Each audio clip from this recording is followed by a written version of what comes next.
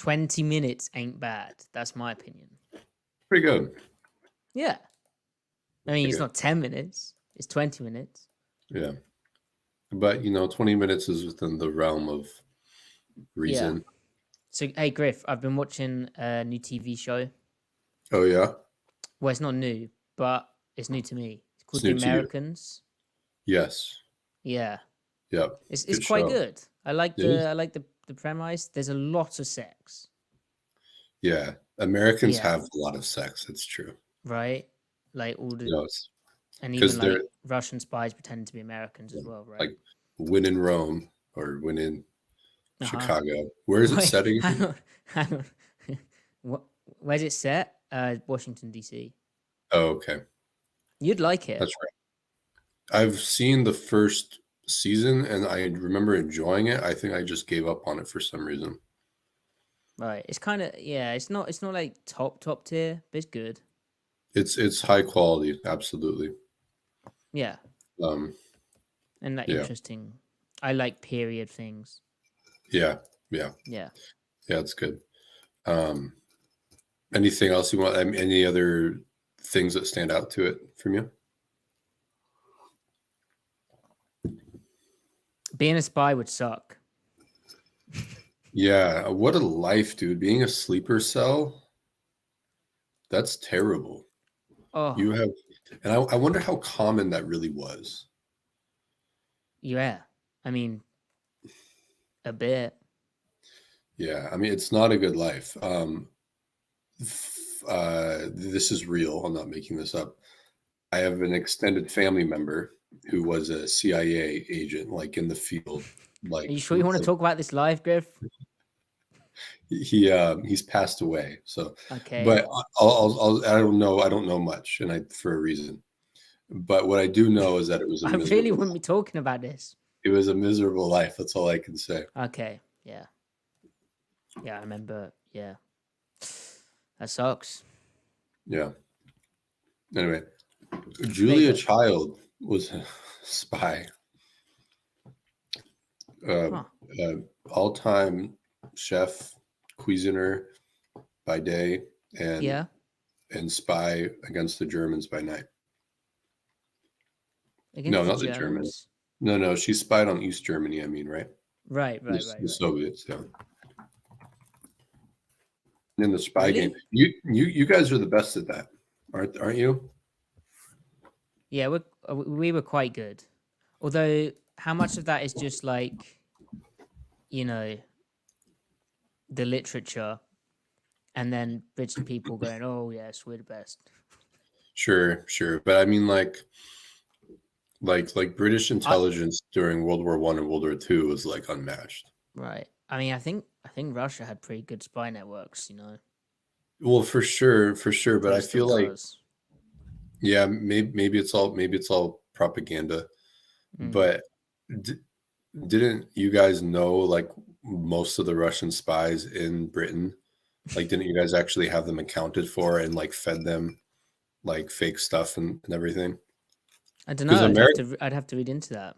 Because most of the known moles in America, they learned out after the fact when they've been had. Right. Yeah. Anyway, also they don't talk enough about the intelligence game, the spy game of World War I. Like that was popping off, and it's fascinating, but there isn't as much stuff on it. Anyway, there you go. It makes me want to read John the Carrot again. Yeah. Okay. It's great. Good to see everyone in here. This is the Mike Macdonald show where we're going to talk about his scheme, look at his week 16 thing. Ricardo asking, what schemes did you run as defensive coordinator to the London Olympians? Bare front, cover 3, essentially. He's got although more this than year, that. Although this year might have to be field and boundary, like over or under, Yeah. The problem is, Griff, I don't have a Bruce Irvin. Right. Right. Now, Everyone needs a Bruce Irvin. True. You play Bear because of the option game for the most part, right? Kind of, and then it keeps things pretty clean for the backers, and it always helps being able to have the presence of 5 potentially rushing. Do you right? And spacing wise, it really fits everything up nice. Right. I mean, it's the most sound like run oriented front. You just have no problems. You have no issues, right? Well, and I kind of view it as you can very easily kind of bastardize it into under or over depending on how you do some things. Indeed.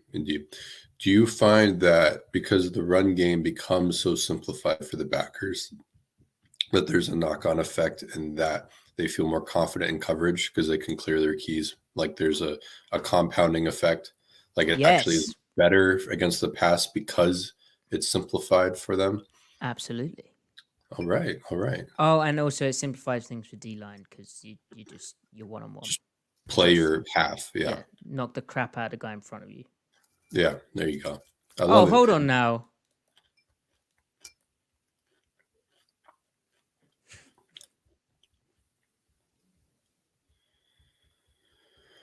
That's all right, Philip. That's how you feel. It's fine. Enjoy that, Philip. Enjoy that, Phil. No, don't ban him. Don't ban him. Unprofessional. It's fine. We're just doing our thing. That's our brand. He's in timeout. Christopher, thank you so much for the donation. Very kind of you, man. The two genders be on time, and good things come to those who wait. There you go. So Netflix did this thing. Do you know who Graham Hancock is? No. All right. So he's published a bunch of books. He's a journalist. Basically, he's a conspiracy theorist, like an archaeologist, conspiracy theorist. Wait. It's rubbish. But I can't believe Netflix gave this guy, like, it's like funny, it's like funny, his thing. It's well made in terms of like production value and hooking you in, but it's just like bollocks, the whole thing. He's British, right? Yeah. That in ancient civilization, basically seeded all of these engineering ideas to all over the world. And what it does though is it strips those countries and those civilizations of their own intelligence. It's like the Egyptians, the Egyptians could have just been smart. Like they didn't need a savior from way overseas. And also like there's no basis for why is this civilization looking to give charity to, if they had the power to do what they did, surely they would use that to subjugate. They would use that to exploit, because that's what every civilization does. Unfortunately, yeah. And then also he actually does not have. So why did you bother to watch this thing on Netflix? He doesn't actually have a single piece of evidence, like hard artifacts. Why did you watch it? It's all working back from a conclusion and back filling in, and it's like it's conjecture built on top of false premise. But why did you watch it? Well, I watched like 30 minutes of it, and I was like, hold on a second, because I had no exposure to him. I know he was on Joe Rogan. I don't watch that show or that podcast. I'm not aware of like the controversy. And so I'm like, man, I don't know. And then I go watch YouTube. I'm like, response to whatever that show is called. I even forgot.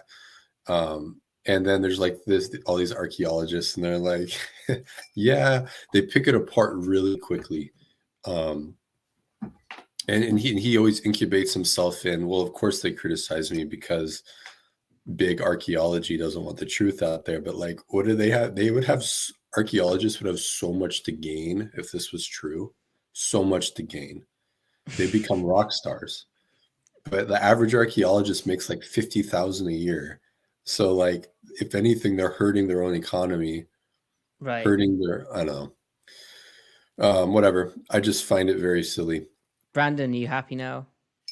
I can't believe Netflix greenlit it. But yeah, that is kind of crazy. Netflix making some weird decisions. Anyway, how are you? How's the weather? Good. Should we actually do our Seahawks podcast? Hit it, Matty. Oh, I nearly closed down the browser. That would have been smooth.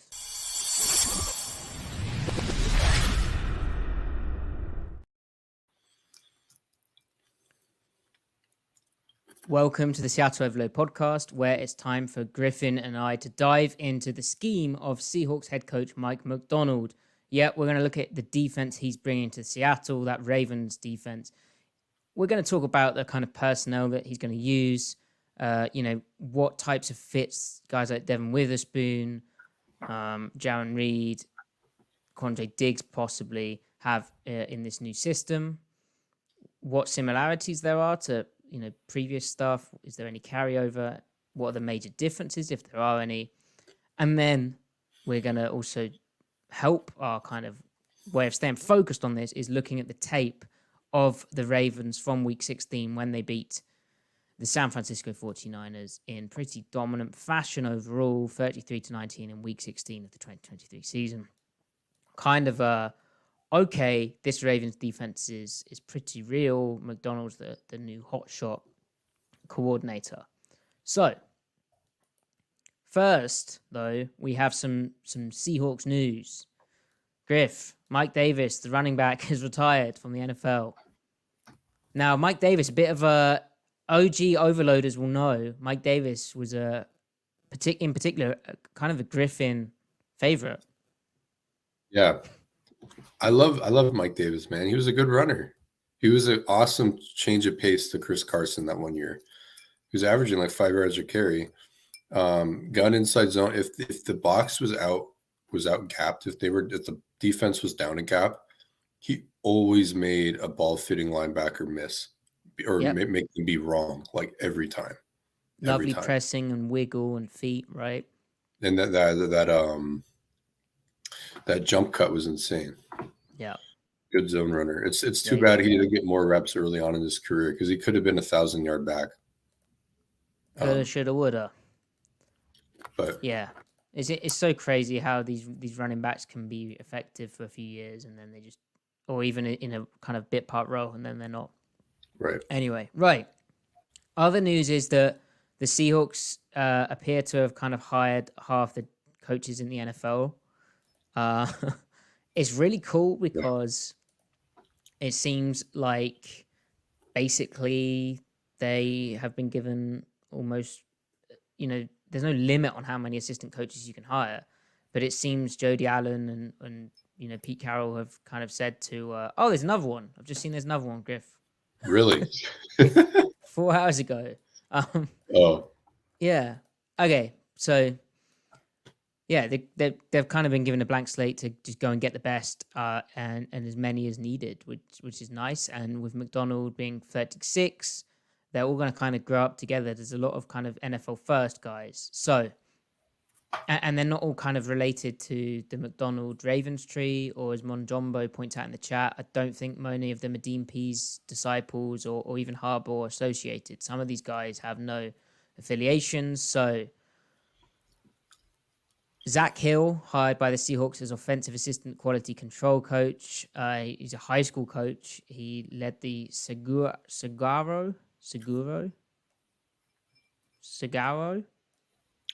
Sabercats to the 6A state title last year and was headed to Alabama Gilbert North to be the associate director. AD? Anyway, good for him. Interesting hire. Thinking outside the box. He was previously the Arizona State offensive coordinator. Now, should we just rattle off all the names and then talk about because otherwise we'll be here all day? Yeah. Or should we break them down? Now, he was also previously the passing game coordinator for Eastern Washington. So that was 2009, 2015, and was at Boise State as well. Yeah. So interesting. But yeah. Go ahead. I was just gonna say we can go quickly. Should we do like offense then defense? Is that too confusing? No, that's too confusing. All right. Also, Justin Hines hired. He was the assistant defensive line coach with the Chicago Bears. He's been hired to join the Seahawks as their new D-line coach. So Hill is 44 years old. Hines is also kind of young, I think. Let me get him up. Don't you hate it when you put on Wikipedia like the when you're trying to find someone and it doesn't have it, or it comes up with a famous musician? I just hate that. All the time. But he was D-line coach for the Bears since 2022. So I had some Bears fans at me today saying that they were fond of him. Nice.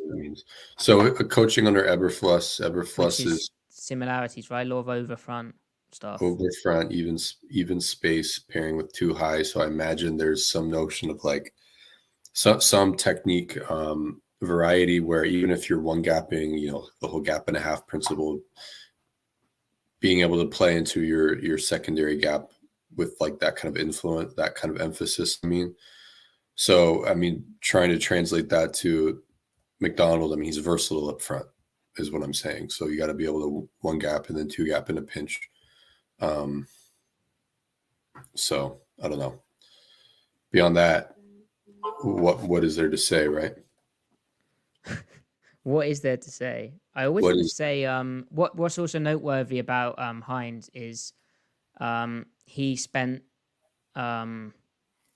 or about Eberflus, sorry, is he spent 2009 2010 as Rob Ryan's linebackers coach. So there is kind of a Rob Ryan element to all of this. There we go. And that's also, I like that he's got experience with the linebackers too, because that means he knows how the run fits relate from first level to second level and stuff. Like intimate experience with it. That was Eberflus who coached the linebackers in Cleveland. Oh, I thought you were saying. Oh, okay. My bad. I missed out on that. Yeah, it's quite important, but it's okay. Right. Next up, the Seahawks are expected to hire, so not official yet, although it might be now. This was yesterday. Today, but we're recording this on a Wednesday night, technically Thursday for me. Matt Zenitz saying the Seahawks are expected to hire Nick Perry as a member of their defensive staff. That is interesting. He played for Alabama as a safety and then was in the NFL as a safety too.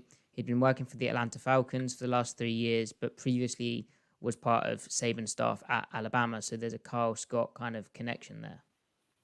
Right. Cool. I don't know if there's a lot of insight to draw from that other than they want a lot of guys on the defensive back staff. You have him, you've got Perry, you've got Carl Scott, and they made another defensive back hire, right, for the Chargers. Oh, you're just preempting that, huh? They hired Jeff Howard, who was the Browns' defensive back coach and pass game coordinator. Then went to the Chargers to be their linebackers coach, and now is going to Seattle as the defensive backs coach. Right. So they have 3 guys in the building that will have a direct hand with the defensive backs. And then they also have Leslie Frazier, who, and I thought Frazier would kind of have some influence there. But now I'm really starting to wonder if the emphasis on Frazier's title as associate head coach of the defense or whatever, I wonder if it's more emphasis on the head coach part, where because it feels like there's so much redundancy at DB, right? And you can have one of like Perry might just be, a quality control where he's just logging stuff all day long, right? Not to minimize that work, but it makes you wonder if is Macdonald really going all in on essentially being the de facto DC and offloading some of the head coaching responsibility to Frazier?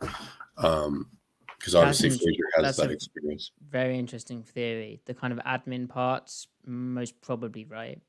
Right. Because also, Matty, you've mentioned Macdonald does not have a lot of interpersonal experience with these guys, right? So he's going to need to be like all hands on deck to know how to learn the coaches and how to delegate so that everything is flowing the right way. Yeah. And Scott pointing out in the chat, which I think is a good point, is that during games, if Macdonald's calling defensive plays, then Frazier's next in line to probably make certain decisions or, give good feedback that Macdonald can't otherwise get because he's calling the defense. Good point. So like timeouts, challenges, all that type of stuff. Right. And from a Frazier perspective, he can say maybe if Macdonald's ready to pass on the defense next year to an actual play caller and become like a more of a head coach, which maybe that's never him, but it might be. But Frazier's always wanted to have another head coaching shot, and if he can say, "Look, we've been successful, and I've been an assistant and basically done half of it. Can I not have a job now? Like I've called good defense at Buffalo, and now I've been done doing like half the head coaching stuff. Please give me a job." Right. Now, what's interesting is Jeff Howard is the DB coach. He worked under Joe Woods from 2020 to 2022 in Cleveland, and that's kind of a Fangio kind of thing, right? Fangio, Staley, right? And there are similarities with that coverage system with what Macdonald does, like a lot of similarities. Yeah, and also Woods spent a year in San Francisco. Right. With Super Bowl, with one of their Super Bowl trips. So, yeah, he's got Fangio background and kind of the solid Carroll background too. And there's overlap with what Macdonald does there, so it's cool diversity of background. I will say though, I've got absolutely like zero negative thoughts about these guys, but they're not necessarily like these guys aren't. It's not like how we felt when they hired Sean Desai, where he kind of had a reputation leading into it, right? Like the league he called plays, right? Yeah, he called plays, and so they're building a big staff, but a lot of these guys are kind of like job hunting, and it definitely feels like they're McDonald's kind of like they're slim pickings, is what I'm saying. Doesn't mean these guys can't be good, but they pulled. Howard, from the Staley Chargers, people didn't really have a positive opinion of it.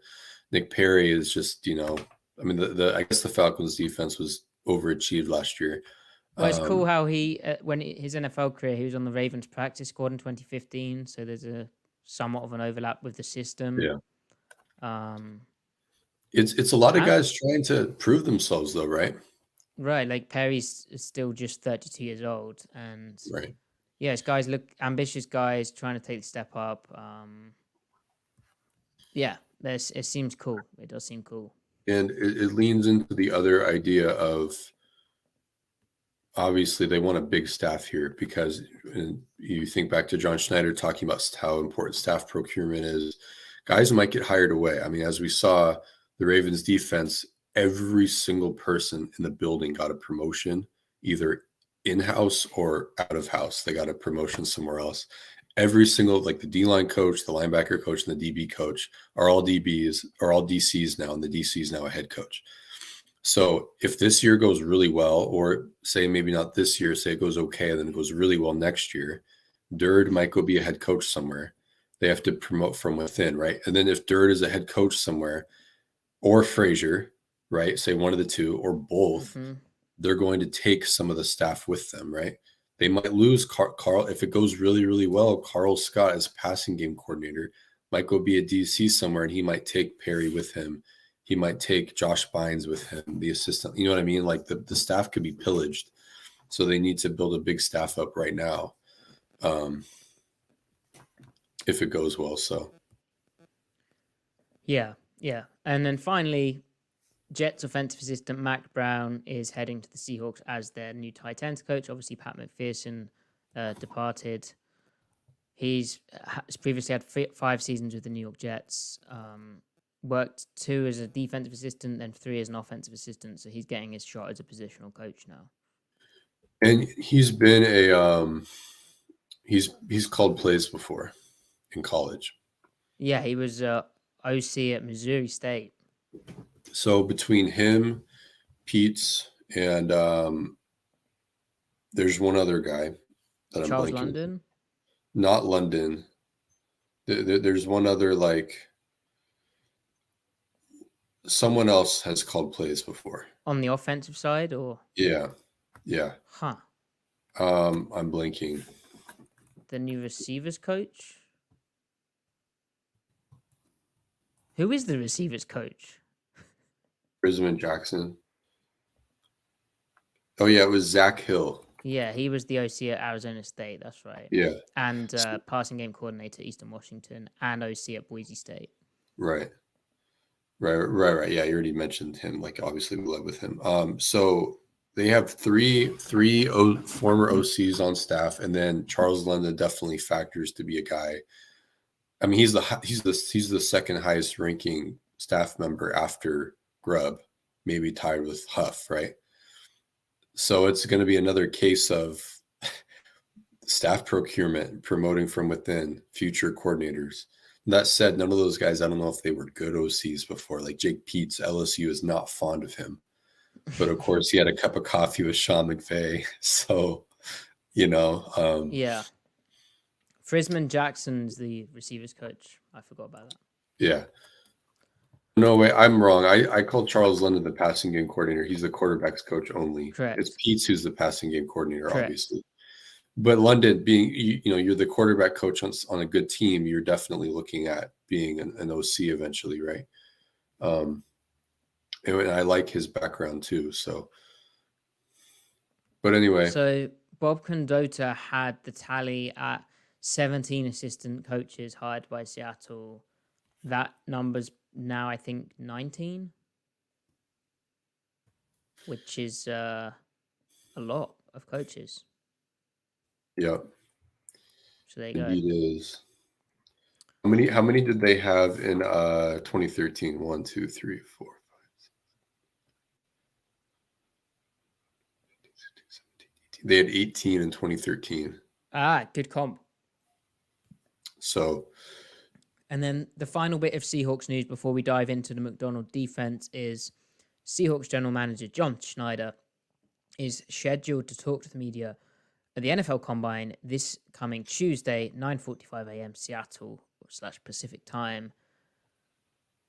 And Mike Macdonald, where Pete Carroll had previously been available, maybe because he was technically the head decision maker, Mike Macdonald, the new Seahawks head coach, who is not in that role as head decision maker, is not going to speak to the media, it looks like. So we're only going to hear from Schneider, where the Combine's where a lot of talking will happen. There'll be stuff going on, the whole Geno Smith non-committal stuff, the weird Schefter report. If Geno Smith's going to be traded, the Combine is probably where that gets hashed out. So we'll have to see what Schneider says about Geno, see what kind of non-committal things he says. Comments. It'll be funny, though, because if he says positive things, he's trying to sell him. If he says negative things, if he says that's a good point. He says negative things, he's getting rid of him, So he'll probably just give politically correct, canned answers like, yeah, we like Geno. He's a hell of a competitor, and he won't say anything as to the future. He'll probably say stuff like, it's my job to pick up the phone and see what people have to say. Like, I have to do that, I have to tell Jody what is said and stuff like that. There you go. Yeah. All right, anyway. Griff. So how about this Macdonald defense, which for the Baltimore Ravens overall was the #1 defense in DVOA. They were the first NFL defense to lead the NFL in, or lead the lead in, was it takeaways? Do you remember that statistic? I mean, they led the NFL in almost everything. I think it was takeaways, sacks, and something else, which is good. We've read it out before. If you're an overloader, you'd have listened to that. And that. What do you think of it, Griff? Just broad overview. We've kind of talked about it, but like maybe a bit more detailed. It's definitely a very polished scheme. There's a lot to it. What stands out more than the scheme, though, is that it's very fundamentally sound and it's well coached. That's really what it is to me. The proprietary stuff that we think of is like, yeah, the sim pressures, braking protections, like we'll get into it, but like the main theme there is perhaps dictating the protection and then breaking the protection, usually with getting a free hitter on the weak side of the protection, the backside of it. And there's lots of different ways. But and then the other main pillar of it, which connects to that, is the disguise of the coverage, changing like what the safety shell is post snap or at the snap. So if they're showing one, they'll expand a guy out to have two, or they'll show two and then spin down to one high, you know, and stuff like that. So, but really, what is more impressive than that to me is that when it's time to line up and play, they just play football and they do it well. It's technically sound, everyone's assignment correct. And if you do that enough times, as boring as it sounds, over the course of a game, it adds up positively for you. Excuse me, that's what they're really good at. So, you know, it is funny, like that calling card, like the sim pressures or replacement pressure rather, where you're blitzing someone from the second level and dropping someone from the defensive line. And in the total math of number of rushers is still 4. It's funny. It's like, that's not new to Seattle. They actually did that at the exact same rate as the Seahawks. Not only did they do that at the exact same rate as the Seahawks results when doing that were also quite good. If you're going to pick apart something the Seahawks or isolate something the Seahawks did do well last year, it just so happens to be this thing that Macdonald gets lauded for, the sim pressures. Even when he blitzes, or not blitz, but rushes 5, he doesn't blitz very much, as in rushing 6 or more. When he rushes 5 or more, he only does it at 27% of the time. The Seahawks did it 26% of the time. So they did it about the same rate. Then their pressure rate was identical, 50%. And then their yards per cover snap when the ball actually got thrown was identical, 5.6, ranking 7th, tied for 7th for both Seattle and the Ravens. Yeah. So like what he's extremely good at, the Seahawks were also quite good at.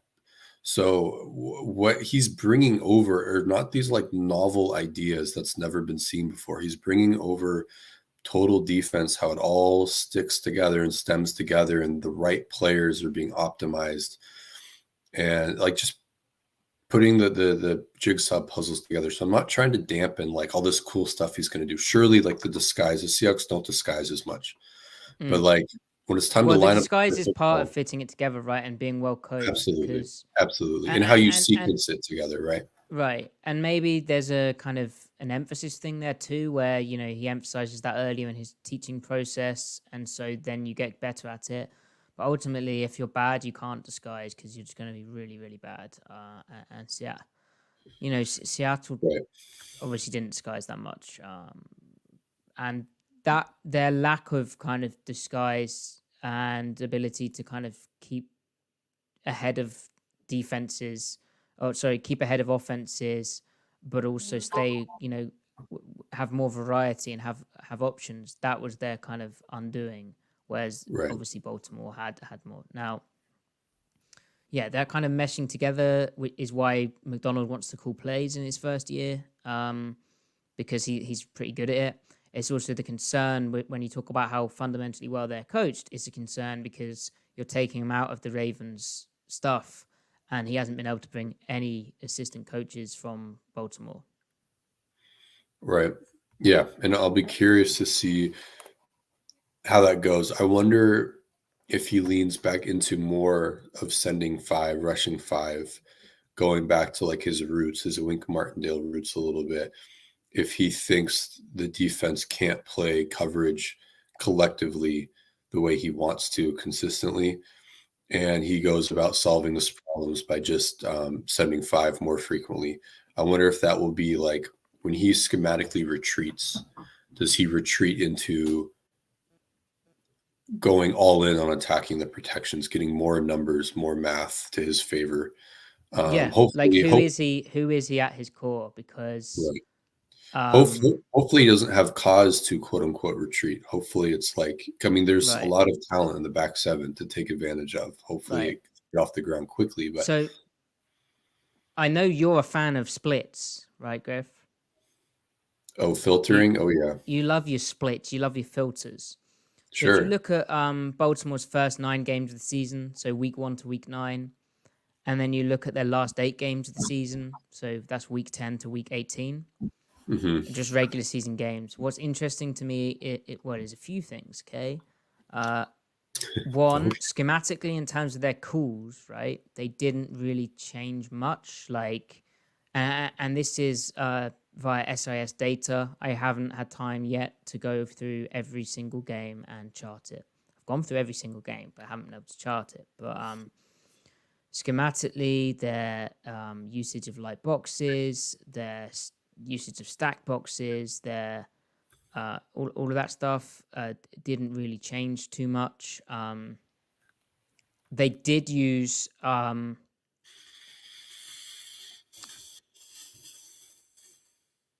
bit more of a stacked box.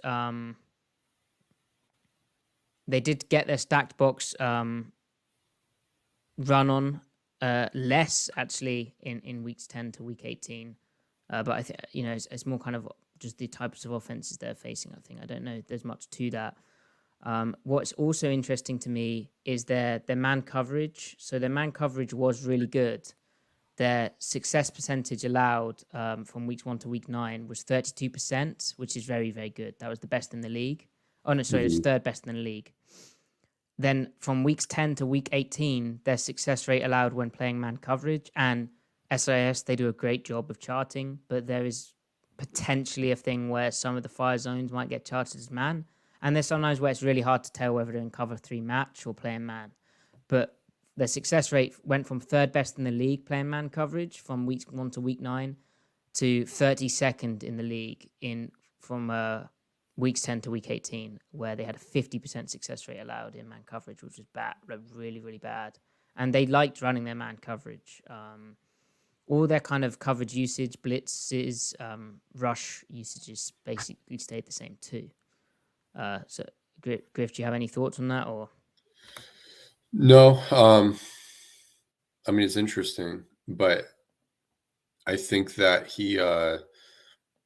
I think he rides cover 1 to the extent that he has the personnel for it, because there was a change from the previous year where they actually didn't use very much cover 1 in 2022.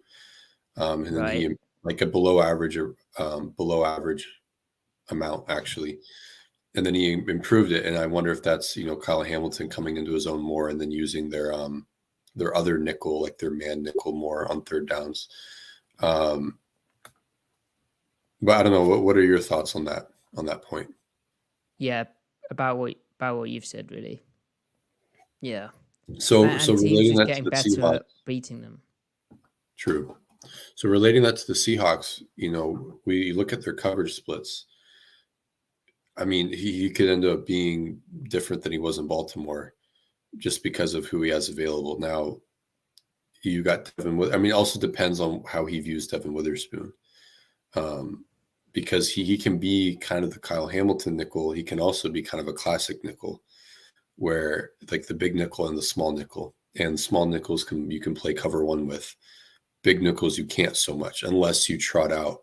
You've got another nickel, right, to do it with, which is what he did in Baltimore. Like Kyle Hamilton isn't playing 1-on-1 in the slot with Tyler Boyd, for example. He's doing it with their tight end, the Bengals tight ends, for example. So, or Deontay Johnson with the Steelers. So I'll be curious to see how that changes. Yeah. Now, the other thing which shows up in the splits is their run defense.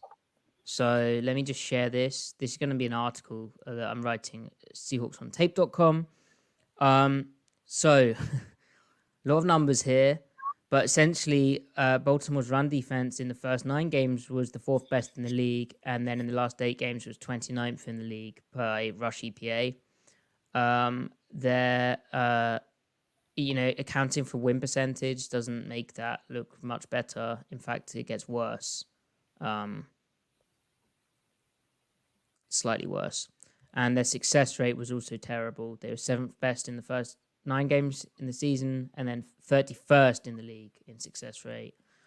And then again, accounting for win percentage only makes that worse. So when a team had a 20% chance of winning or an 80% chance, it didn't get much better. That's by rbsdm.com.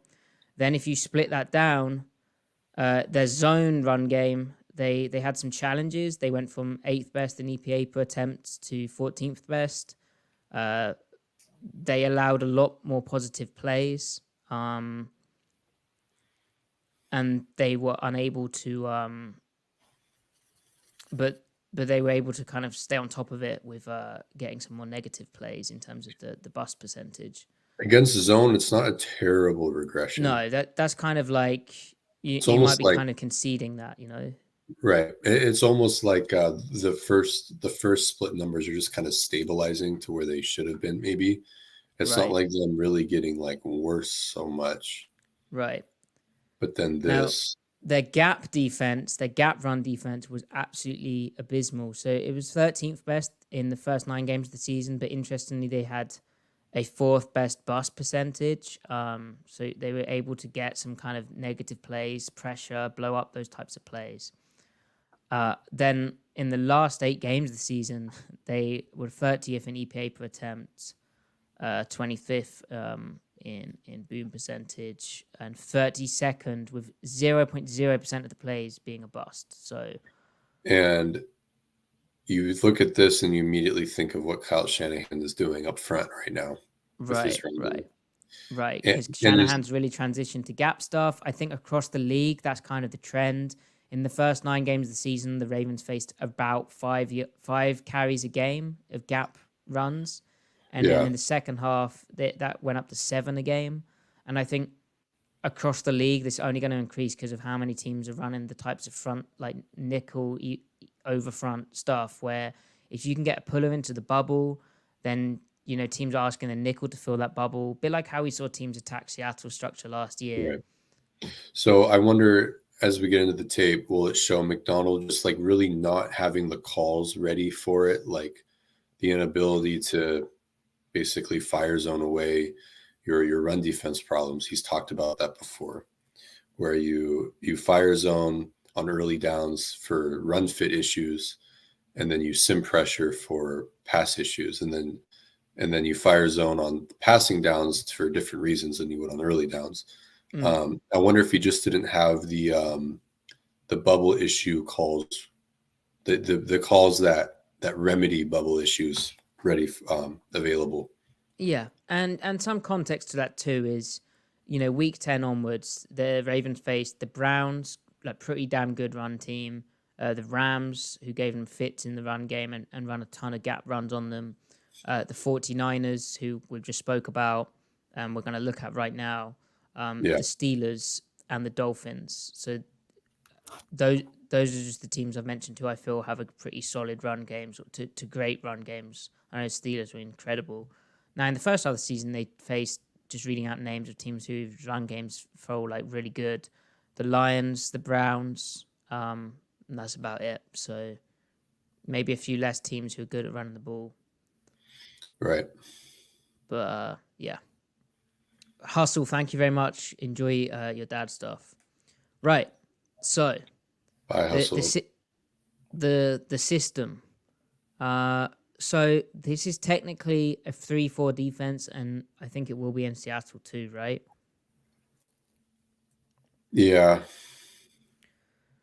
So the first thing to know about that is a lot of the times it's still going to look like a 4-3, or it's like a hybrid scheme, and when they can play nickel, they will do. So this is, let me get this correct. That would be good. So here's Kyle Hamilton technically playing like a strong safety. With Seattle safeties, if it's Julian Love and Quandre Diggs, you might see them play more left than right, or they might decide to try and rotate on who's the matchup. Like if it's more of a tight end type, that might suit Julian Love.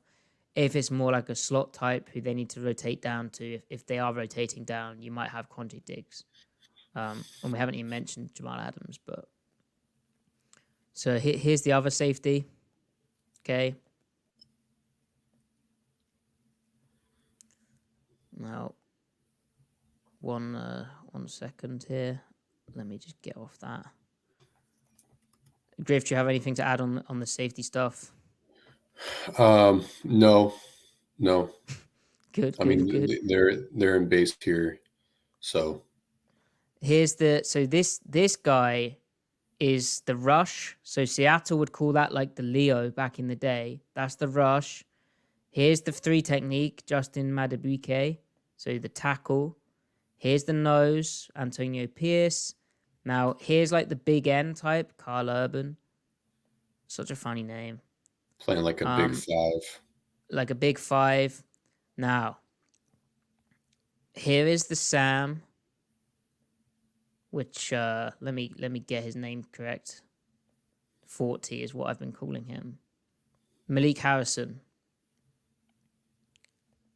Here is the Mike, and here is the Will. So it's a very over front way of doing things. Now, yeah, and now the standard protection call you would see this is you're likely going to see the slide away from the mic. So they're gonna slide toward Clowney, toward the rush end, and get 3/2 to the field, and then play man on the backside, right? Like, that's like the base assumption that Macdonald wants the offense to be working with, right? You think?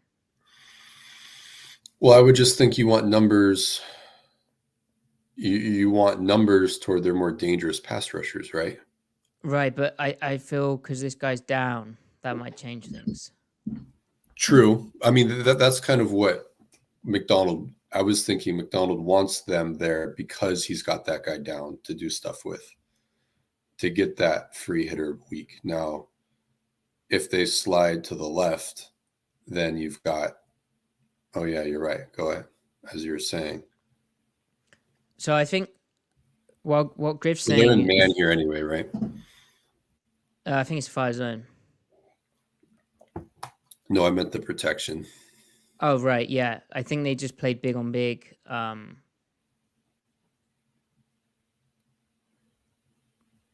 Yeah. That's sneaky too, to do that. So what Shanahan's so good at is getting the back out fast, and then if you're fire zoning, he'll just throw it. But while fire zoning is good for is generally when you get like a fast 3 like this, you're forcing the ball out quickly to the guy who you're able to rally towards, like Hamilton does.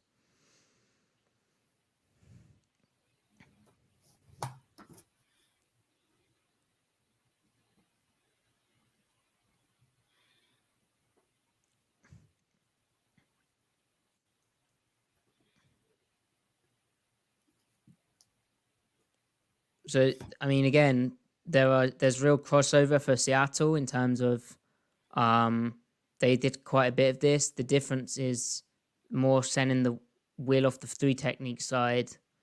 And we'll talk about how they set this type of front in a second, because this isn't necessarily what you'd call an over front. But I'll talk about that in a second. But it's a base way of doing it. Okay, so now this is nickel. And nickel is just... Go ahead, Griff. No, you go ahead. No.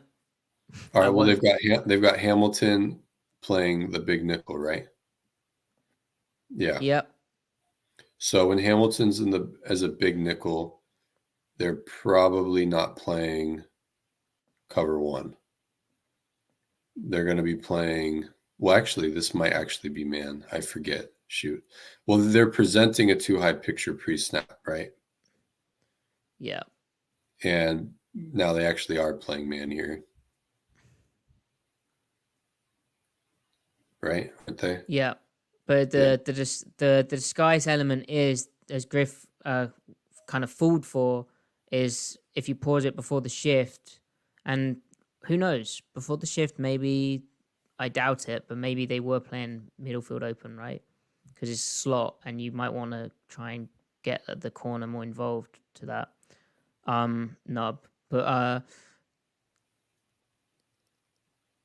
it looks like it could be quads, or it could be like pack, where this is a quarter flat player, this is a quarter, this is a quarter, and then this is a half or maybe a quarter, this is a cloud or maybe a quarter. Yeah. Or even like a bracket on number 2 with Hamilton. But right. Yeah. But instead they play cover 1.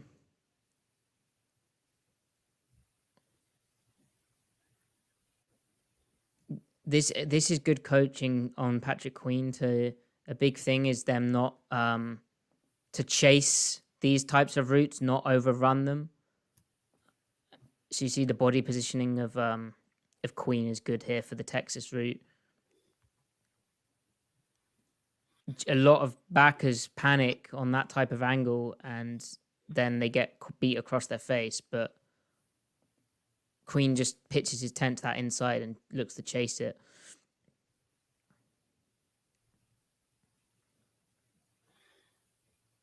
That's also PI, isn't it? Maybe, I don't know how they view it inside 5 yards. Not that that matters for PI, but kind of a flop. Well defended, though. All right, so here we have a load front. So not shade, 3 tech, and Mike walked up. Will over here. Empty, which Shanahan got really good at empty. So annoying. Because there's just too many people to defend often.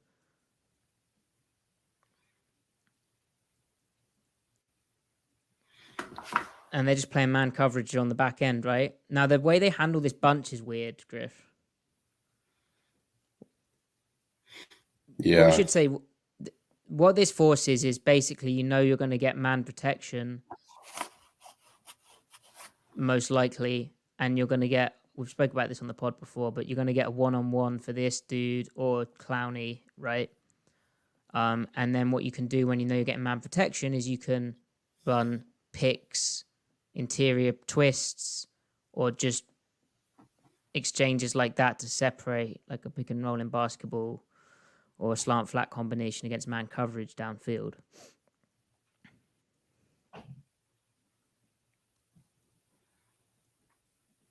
Do they bust this? This is a rare bust, I think. Or is it just the weird way of handling bunch? Is 21 second out.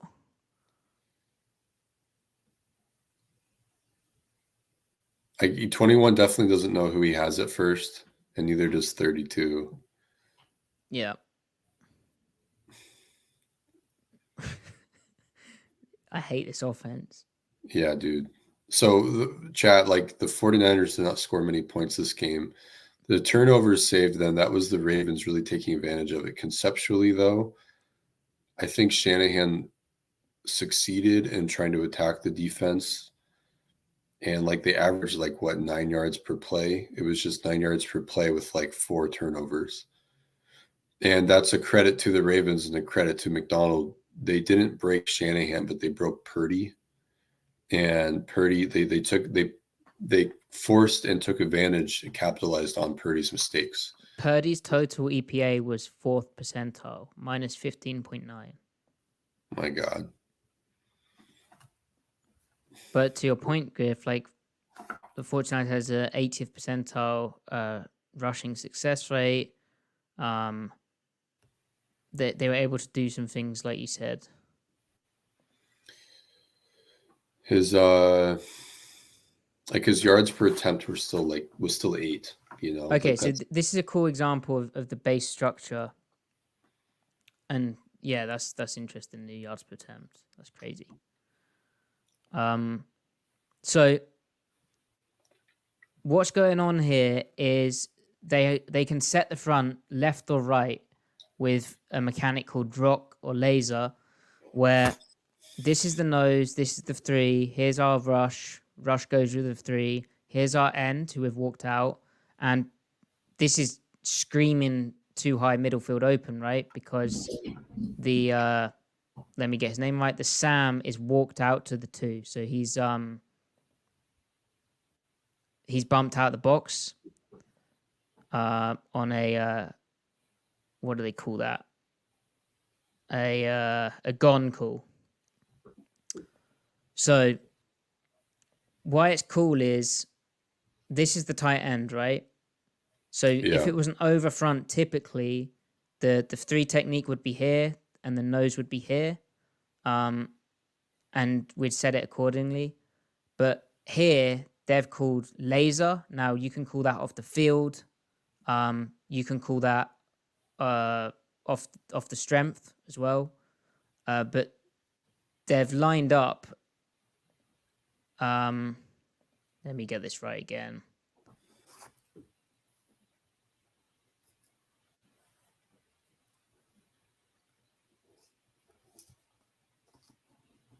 Oh, well, actually, no. This might be rock. So essentially the Sam, the end, and the nose go to the closed call.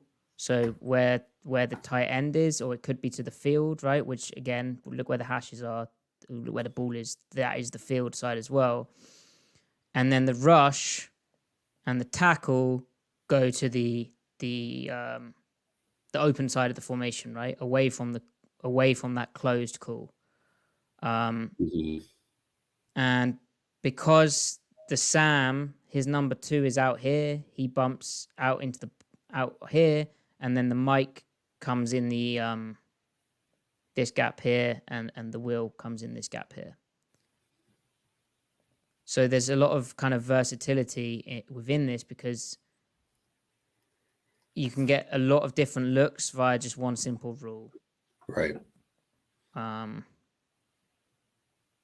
Say they'd called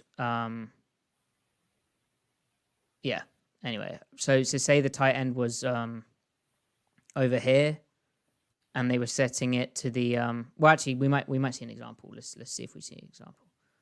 Anyway, anything to add, Griff? No. So that way of doing things is, I mean, Rex Ryan, there's a 2010 Jets playbook out there.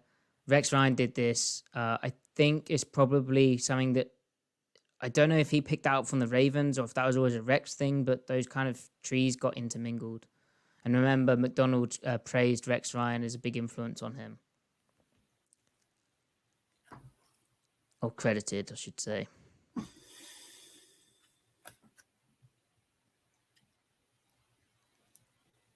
So I think this is quarter half, Griff.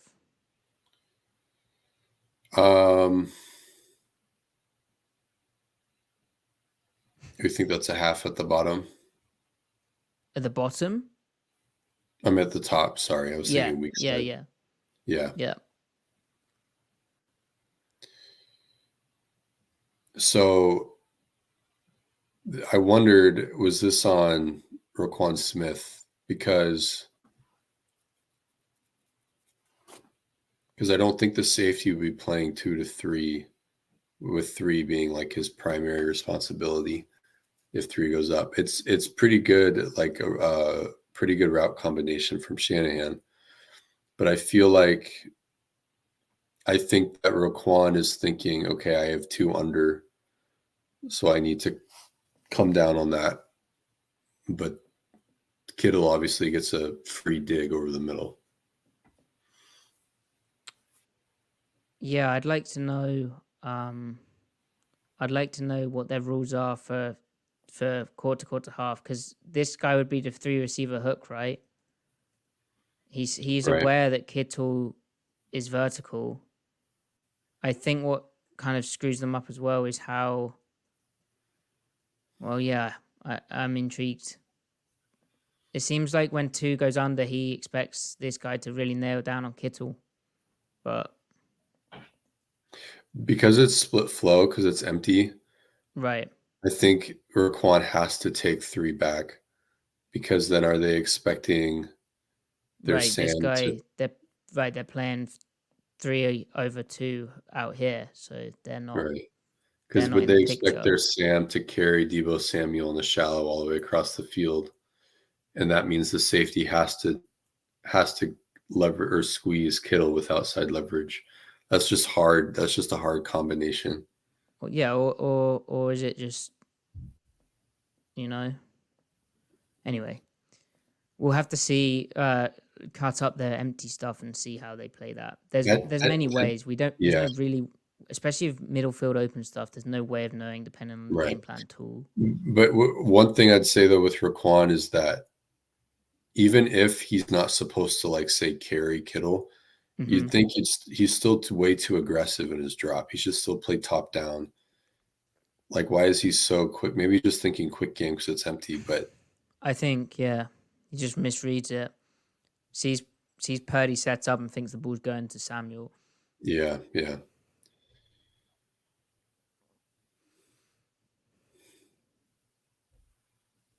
lot of passes from the 49ers so far. This was such a bad... he just thought it was... I mean, it's very good safety play.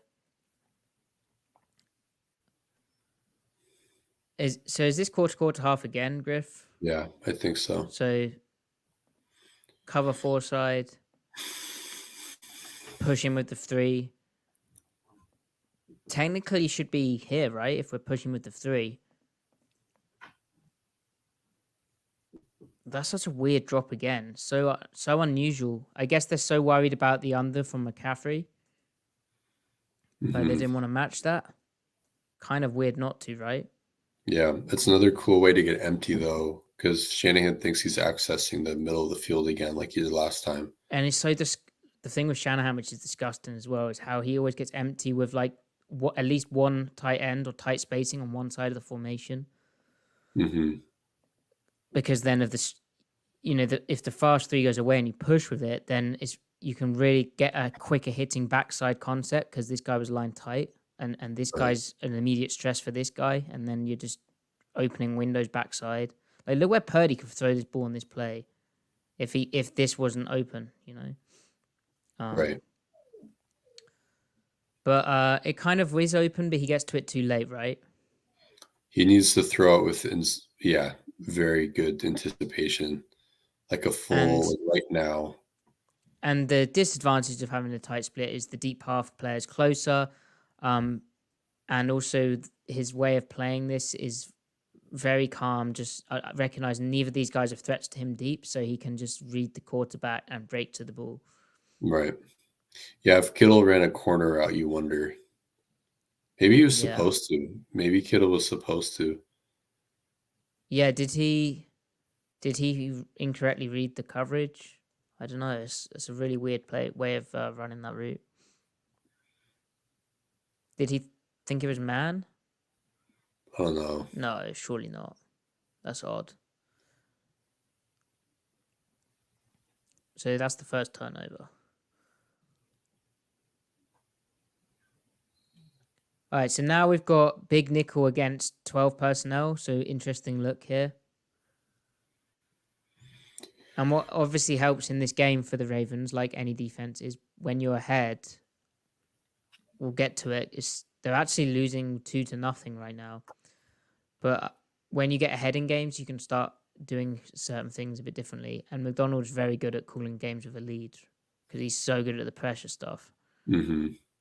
Breaking protections, not necessarily pressure, but So they've got Hamilton in there.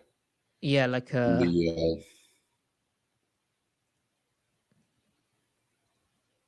mean, is he in the B gap?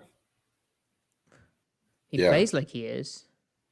I mean, he's straight up like stacked to the B gap, and he's the nickel. So it's weird that this guy doesn't line up slightly wider if that's the case, Right. Oh no, is he not in the C? So 99 is basically, I don't know. It's strange because then Raquan, I don't know.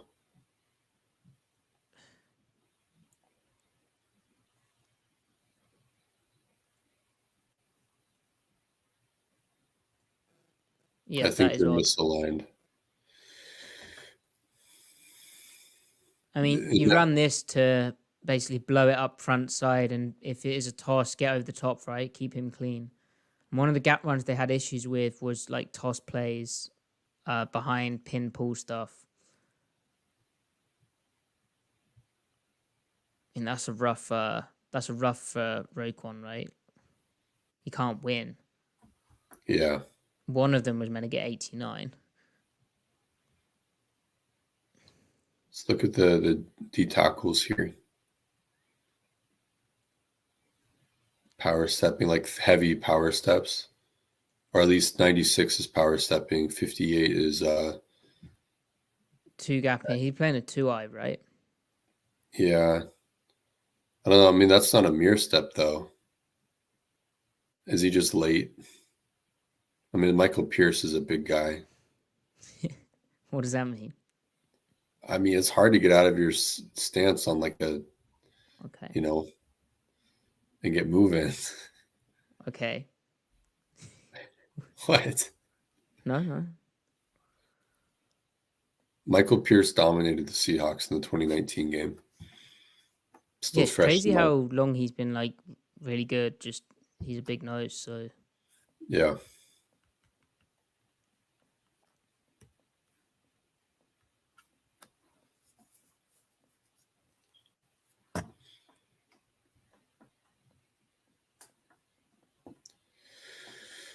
So they are out gapped in the box too.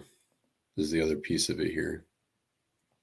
And it kind of speaks to, your Matty, your numbers, the second half regression. I mean, it's hard to, well, I don't know. Yeah, they're out gap because I'm thinking because they have the nickel fitting an interior gap. Right. But I mean, they're still out gapped if you count Ayuk as part of the math, which he is. Which he should, yeah. So one thing I've noticed is whenever, well, first of all, in their nickel front, they're going to play with a 2-eye a lot more than Seattle. Now, part of that is, you have Michael Pierce. Right. So you have more like a 2-gap body type who that suits, right? Right. But the other part of that is they have a propensity to play with especially, well, they play with 2 high safeties, so you kind of want to buy this guy time with that 2-eye if you view it like that. But also when they get shotgun, they're really big on the 2-eye thing because they view in the guard as the threat. This guy might play a shade when it's under center, but gun, expect the nose to be a 2-eye type. I think Jaron Reed could do that, but they might want to get a bit more mass as a nose. It'll be interesting to monitor that. Right. Like what's Poona Ford doing? Right. And if they, I don't know, how do they evaluate Reed being a true pressure nose? Do you want him in a frog squat stance? Do you want him mirror stepping? Do you want him in a split leg stance, a power stepping 1-gap stance so that he can get after the passer? So yeah, how does that affect the run fit? Will definitely be something to get into. This picture though is quite similar to what we saw out of Seattle last year. Yeah, and some of the issues they have, like ultimately, you can have better coaching and stuff, but some of the issues they have are just you are playing a structure, you're playing like an opening, and that has inherent weaknesses. And when teams get good at finding those weaknesses, even if you've got better players or better coaching, you're still going to get got. And I'm really interested to see, did the league find something in general on the Ravens with how they ran the ball? What's Macdonald's answers coming into this season? Does he change much, or is it kind of overstated? Was it like an intended? Was he aware of the schematic concession and the way they were getting beat? And did he have answers if he really needed them? Mm-hmm. Because obviously they played well against Kansas City in the main, right? Which is a game we should probably look at as well. Right. So I think this front is probably called flex because they have 2 options when they're playing nickel on the early downs. They can play this end in a 6 and this guy like a 5. He's quite wide there. Or they can just do like a like a wide 9 type front where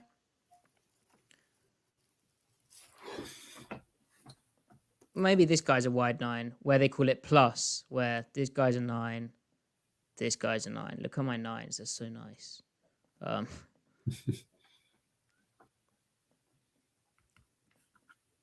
And that's the same thing where the nose is more likely to be in a 2-eye. But it's very similar to how Seattle did things these last 2 years. Watching the Baltimore defense, there's a lot of similarities with how they get the nickel involved in the fit quite a bit.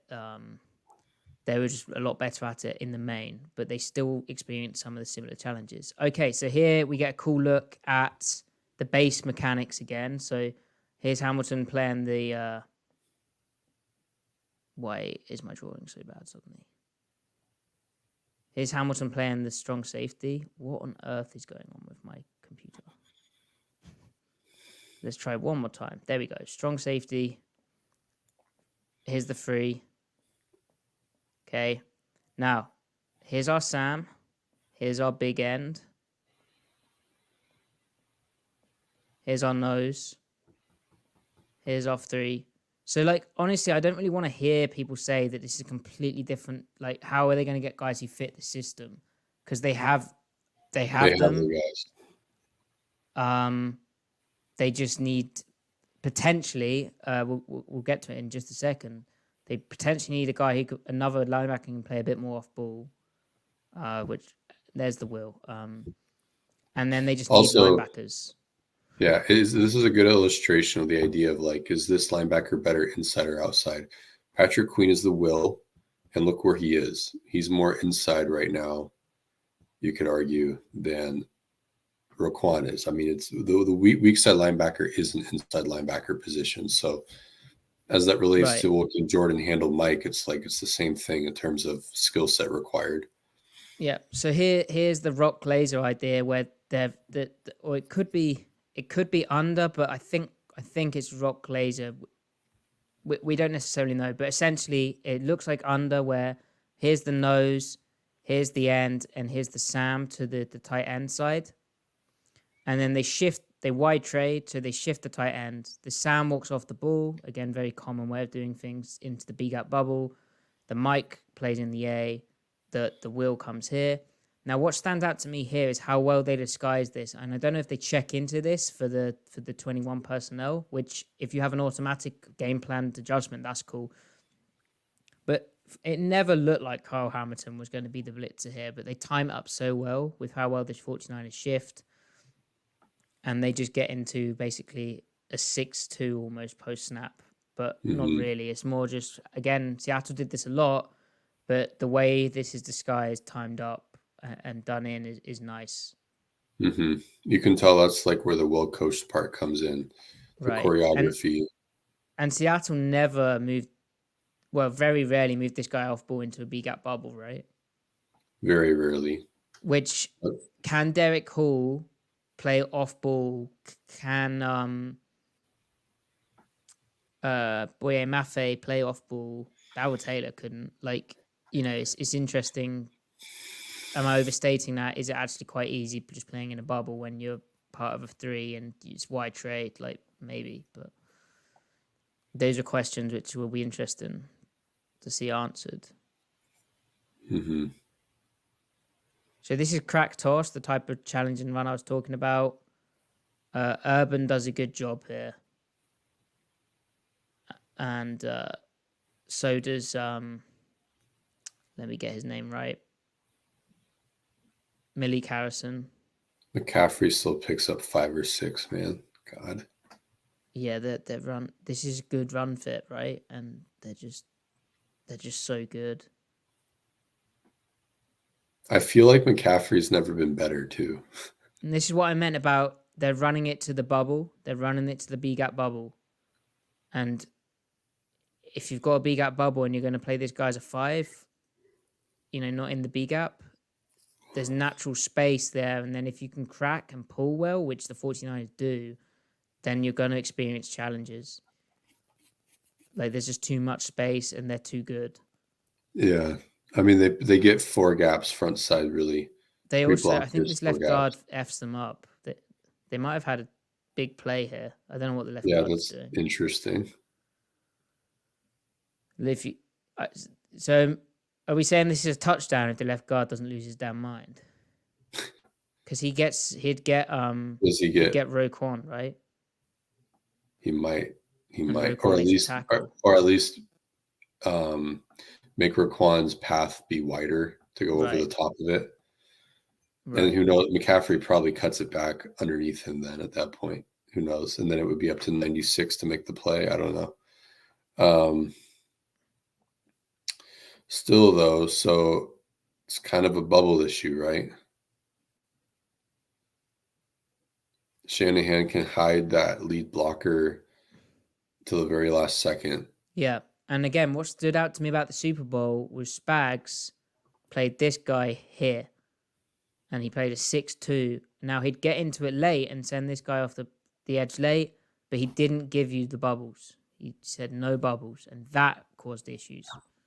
Although, that being said, the 49ers did run the ball fairly successfully still. So,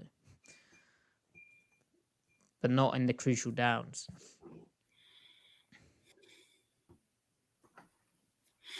Anyway, that's a big thing, actually. I said Seattle has the personnel. They don't really have this guy who they like playing on early, like first, second downs as a 5-tech on the edge. They don't have that. It could be Mike Morris, right? It could be Mike Morris, yeah. And granted, when he coached when he played with Macdonald at Michigan, I mean, he was a big end, right? And mentor, a big edge, rather. God, I hate bad cover 3. Deep play. Look at this. Look at this guy, Malik Harrison. Deep play action, hard fake. Are we gonna flip our butt and look up? Matty's getting Why are you playing it like quick game?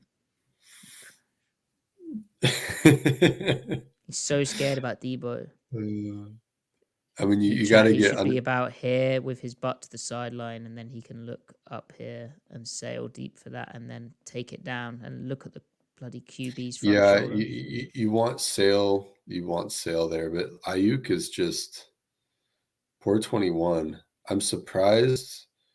I'm surprised 21 is kind of respecting the post, though, that much, because the 49ers just don't throw it. So you'd think he'd sit a little bit sooner, but I don't know.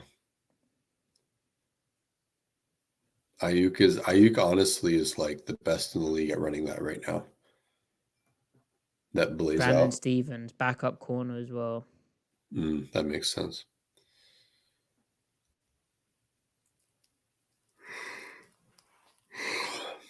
So. Okay.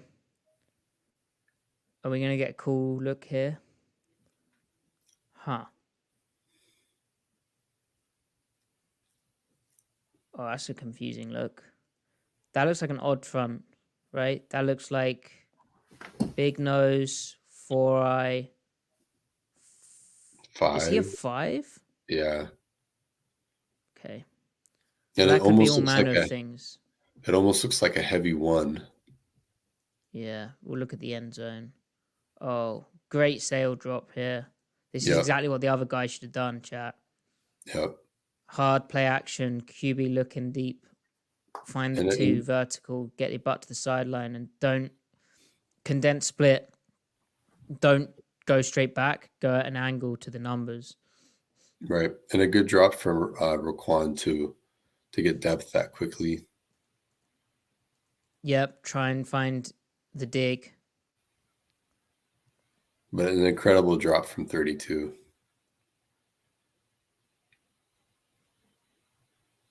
And it is a fire zone here. Huh. Yeah. Which is why they got into this type of look where both these guys are a bit wider to send both edges. Go 5 down, try and get man protection, send both edges. As in man pass pro. Okay, so... No, that's a 0. You're right. So 5, 0, 4-eye, edge, edge. What do we think that is? Is that Well, they could be checking to a 5 with like kind of the soft wing, sort of, with Juice and Kittle. And one, yeah, they have that front. Oh, actually, I don't know. But it's definitely their odd world, right? I mean, this is still an odd front. Although, they're in nickel, right? Are they? Yeah, this is no, that's not nickel. 99. They've got 99 and their Sam out there. Yeah, I need to relax. Yeah, I think it's just odd. But why would they? And then they're putting him in a 5 for the C gap issue.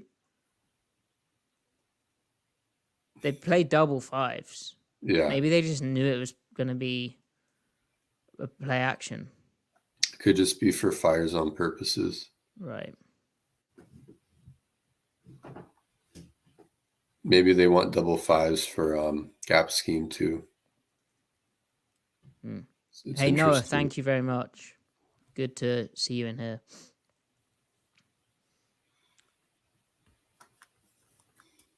Okay, so this is nickel where they again, like we saw Seattle do, like all teams do, the tight end move, so they reset the 3 to the tight end.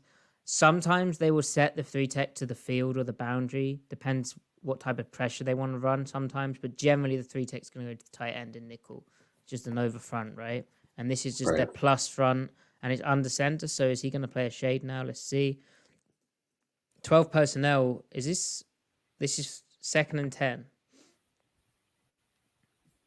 2 high safeties.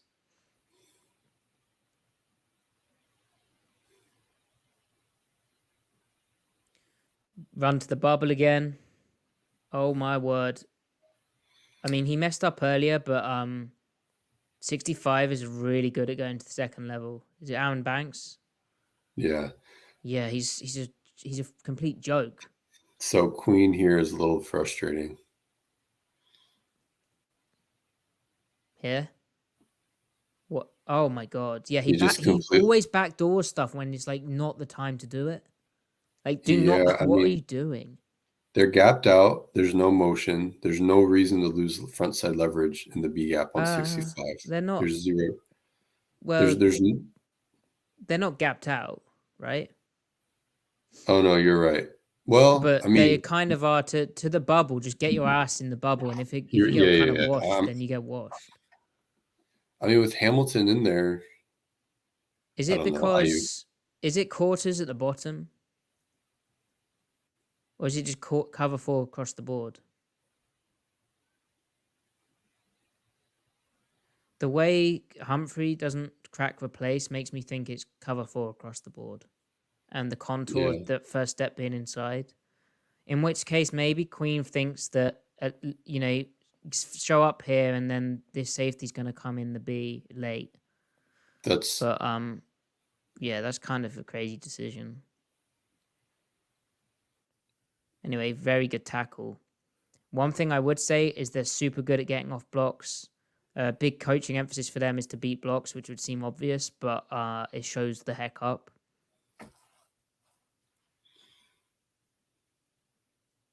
Like, don't get blocked. Actually, yeah, you might be right about Queen and the safety there. Maybe he is supposed to fall into the A. That's bizarre, though. That's bizarre. I hate the way everyone tries to backdoor it, to be honest. But I guess they know they're looking for Wash to cut back. McCaffrey's pissed. He thinks he should have scored.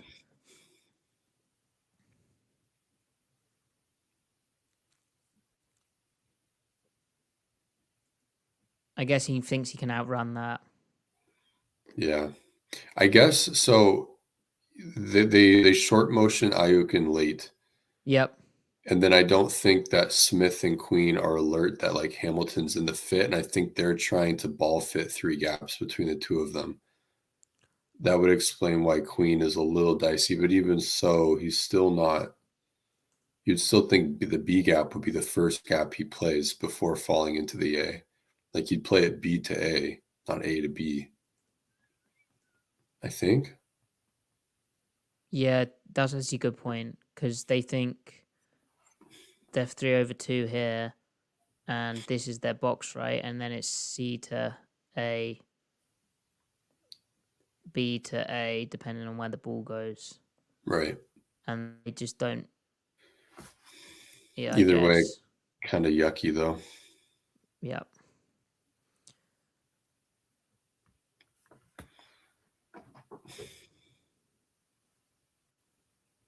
Third and 6.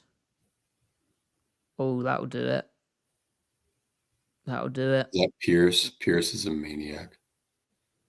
So here they don't reset F3 to the tight end shift, which is interesting. This screams like they're sending the corner with the way this safety plays, but I think it's to protect on McCaffrey, try and get safety on McCaffrey in coverage. But that's a good fit. It still goes for 4. Yeah, it's just a good play, right? Yeah. But yeah, great work from Roquan, seeing the type of tight end path here and seeing the pull and getting over the top of that. Because if he gets sealed properly, that's hitting up here. Yeah. Yeah, Roquan makes a great play. And yeah, so does Pierce. Again, the mass helping, right? Because that's a big time double. Ideally, I think Queen can get over the top of 68, but he still takes it on because he's seen the guard pull, right? Like, if you hadn't picked up, chat, Patrick Queen, we're not really a big fan of paying him as much as he's probably going to get paid. Good for him, but that would not be savvy business.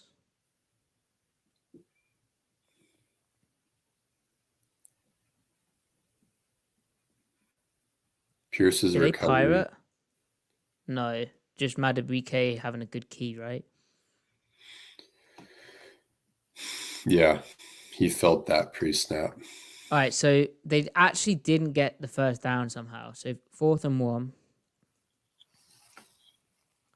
And they just play interesting look. They're beyond their 30 and there's no deep safety here.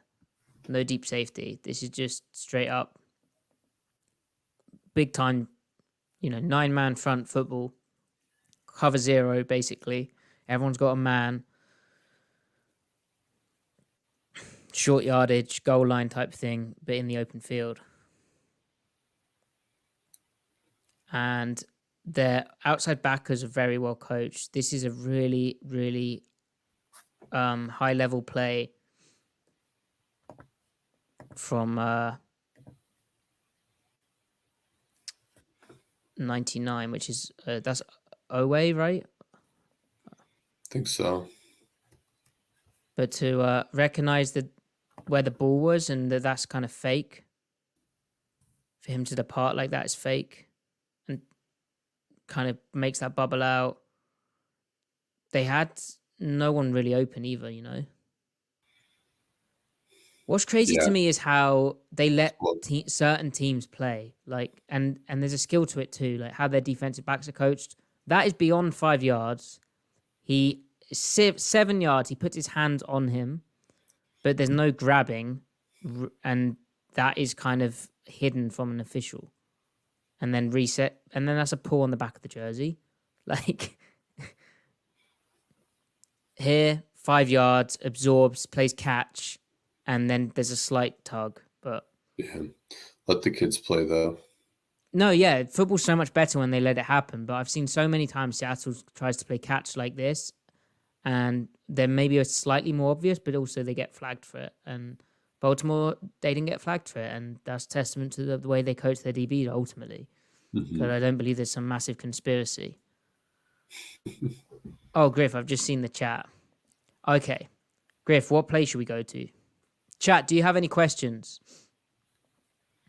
Should we go to the next turnover? Because we've seen some of the limitations. Let's find the turnover.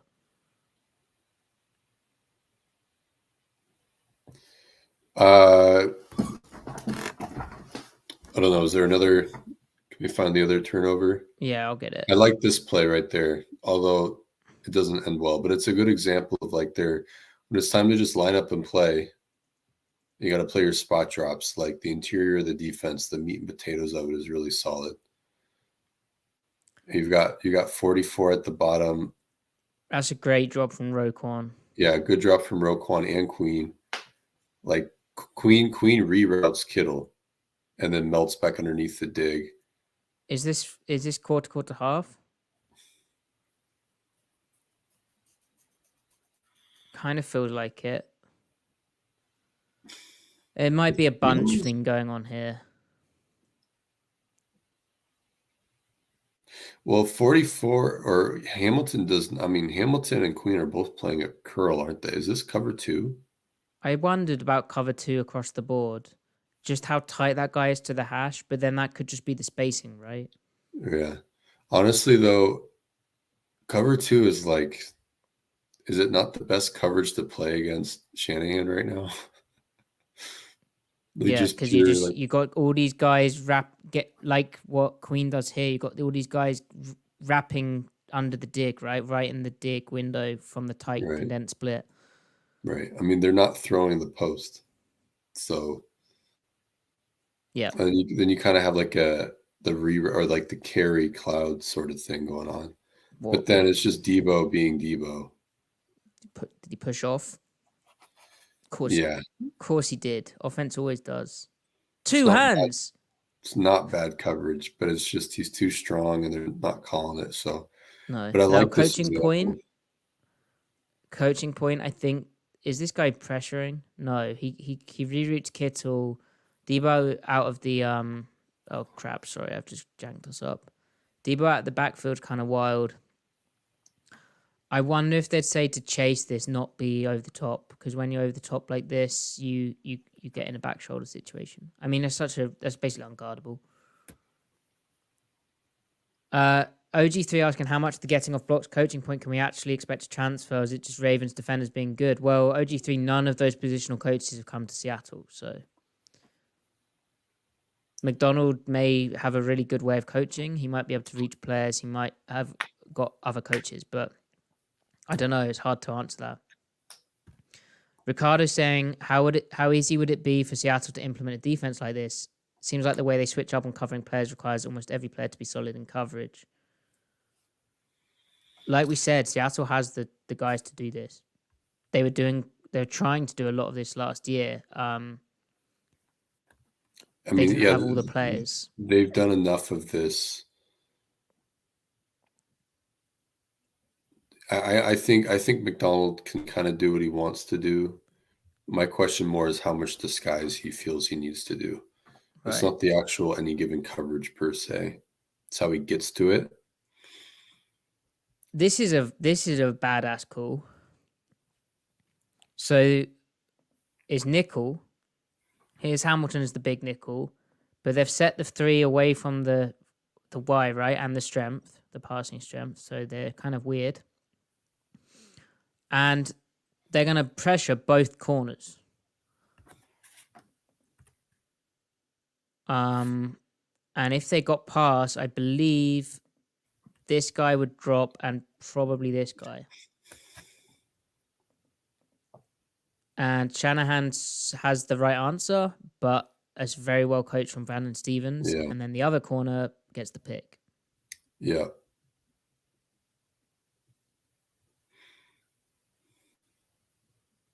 It's a ballsy call. I like it. It is. And the whole Macdonald said right in that clinic that he said it in a press conference when he's asked about cornerback blitzing. I think that you just have to make them believe that they're coming. You just have to do it once. And I think a big thing with his pressures is you'll probably see quite a few different things happen in a game. Right. The premise of anyone that could blitz they want them to believe can. Like anyone's a blitzer, anyone's a dropper. It's kind of that principle. And so this is Purdy kind of, it's a little more circumstantial because it's like most of his interceptable passes aren't coming from tipped balls at the line, right? With Purdy, but this is Macdonald breaking Purdy. Like he's not expecting this. It's supposed to be. He's supposed to have the answer here. Right. It's supposed to be the answer. And they've capitalized it. So like. He's definitely not expecting it to be picked. He didn't think both corners were coming. Right. Probably thinking, where did 44 come from? Where did Marlon Humphrey come from? I mean, this just looks like an under front. Yeah. Now there's one more turnover, which I think I put in the YouTube thumbnail. Oh, this is it. This is disgusting. Okay, so now how up are they? They're up only 10-5, but it's 3rd and 5. So let's see how they. Oh no, we don't have time. Let's just watch this play. Okay. So they're showing pre-snap. They were trying to show cover zero, right, or cover 1, where this guy. Oh wow, great drawing. This guy. One of you's on the back, but we're probably all going to rush, right? And then what they actually end up doing, I think this is just cover 3. Let's see. Now it looks like 0, right? It looks like this guy,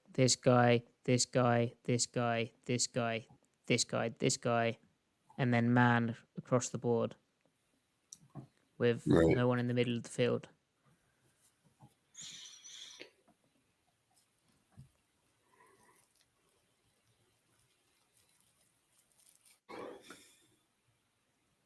And then they drop out into cover 3, but how they and this is the spot drops, right? Yeah. Just spot drop 3. And they cause absolute problems because, like we said, when you show this and you mug it, you're basically guaranteeing man protection. They then drop this guy to the curl flat because you don't want the edge type Carl Van Noy on a slot or Kittle, and it's Patrick Queen versus Kittle. You drop this guy to the strong hook curl technically, which is preferable because less likely to be real issues there. I mean, more the weak hook, but this guy to the hook, and then this is our curl flat, this is our post. Mm-hmm. Now, another big thing they'll do pressure-wise is they'll play 0, and then if they'll rush to contact and then drop out into a landmark with their D tackles, and it works really effectively, surprisingly. And then, the pressure look pre-snap, the simulated pressure, if you will, is so effective. I mean, I got it wrong. You keep McCaffrey in the protection, right? So but you're still only rushing 4, so you get to play 7 on 4 in coverage instead of 7 on 5. Yeah, and I got it wrong. They sent Hamilton and they dropped this guy and put this guy in the curl flat, which is more effective as well because it's away from the back, so it gets basically a really tough block from McCaffrey up the B gap. That's a hold? No? I guess he gets top and tailed. That's a chop block. Illegal block. And I think they threw the flag. Yeah, they did. And then Purdy tries to be Purdy Mania. Which and again, great. Go ahead. They almost connect, don't they? Yeah, no.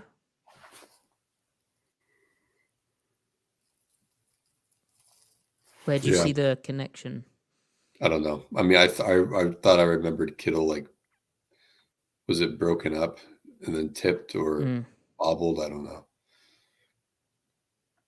So protection wise, they're man across the board. but because they drop out all three, so weak hook, curl flat, strong hook, and then we're bringing 4 off one side plus a guy screaming up the B. This guy slanting inside gets the guard to step down. This guy has to block out. The back has Hamilton because these guys are used up on guys who are dropping into coverage. The back has Hamilton, and this guy's going to step down, and this B gap gets super wide, and you'll see how difficult this block is on McCaffrey. You get basically a really tough block from McCaffrey. You've only sent 4 at the quarterback. You've played cover 3, which is blanketed the first few concepts down the field, and illegal block, and then a pick from Purdy. So, Griff, any closing thoughts? Well, I thought it was cool how this game, most of McDonald's success in this game came from really dialing up the chaos, really leaning into it more. The more exotic he got, right. Like a cat blitz, a corner blitz, and then this like really wonky sim pressure, right? That's disgusting. Kind of off of their cover 0 stuff. I mean, it was the more he went into that, the more Purdy kind of melted down. So I like that he has the ability to lean into some of the wonkier stuff whenever he needs to. So like what he sets up with his fronts and the pressure looks, it provides so much possibility that's imposed on the offense, and that he can lean into whatever he needs game to game. So it's really that kind of that built-in versatility, keeping it complicated for the offense but simple for the defense. That is like really like kind of that secret sauce. So what did you think? What was your take home? Yeah, it's just that there's enough calls to keep it a bit more fresh than we saw last year in Seattle. And then obviously the really well coached players and the right layering of those calls, and just how well the not too many missed assignments, even in this game where we've seen some, or maybe a bit more confusion. And Shanahan's damn good, right? Right.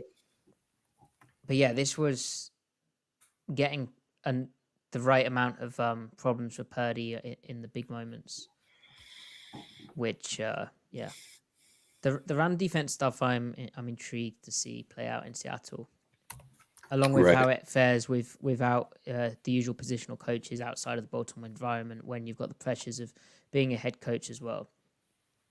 So Sukman, Griff, if you need to shoot off, you can. All right. I'll just attend to the chat. I'll dip here. Chat. Bye. Love you.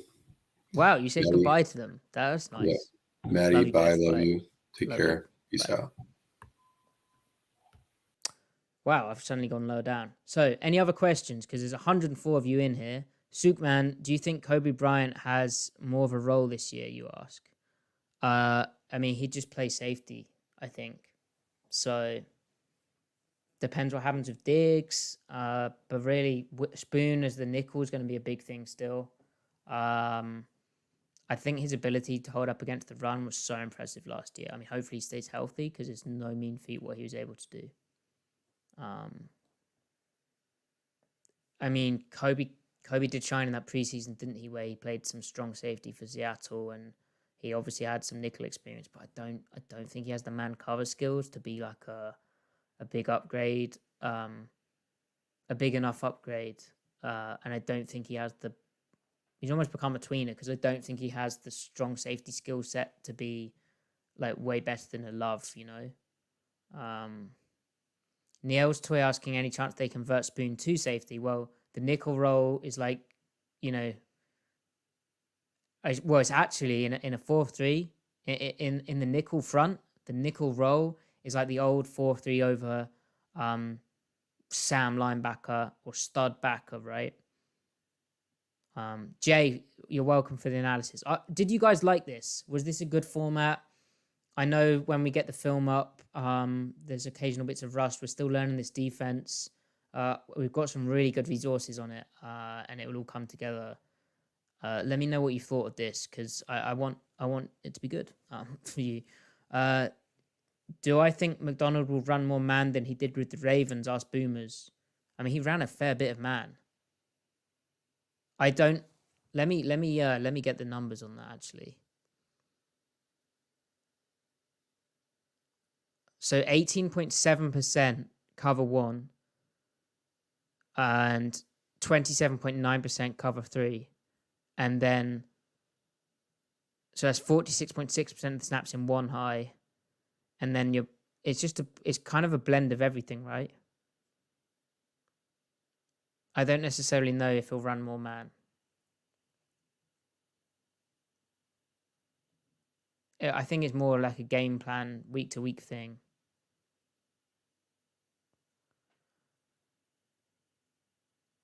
Sookman, you said about Michael Jackson converting to safety. That would have been Griffin who's mentioned that, suggested that.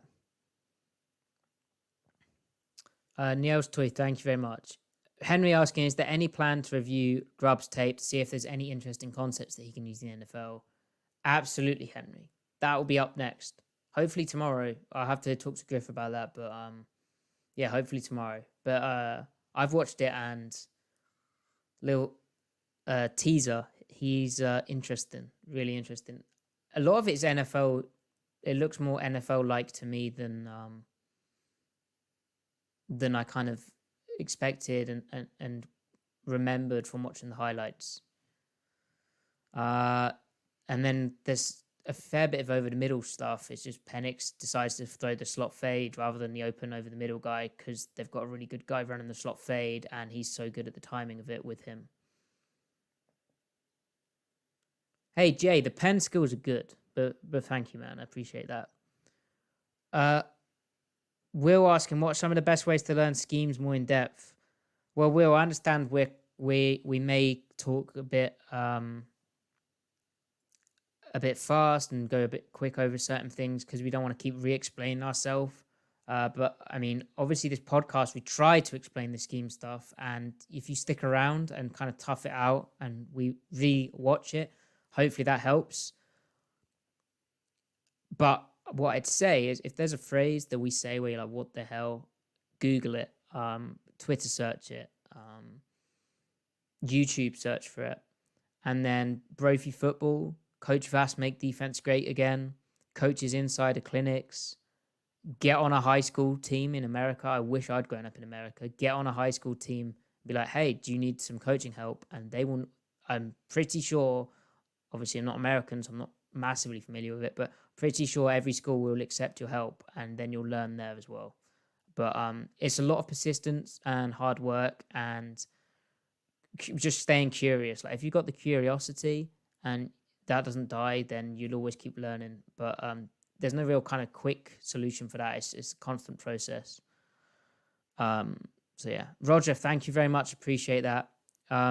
Who benefits most from Macdonald as coach? Kobe Bryant.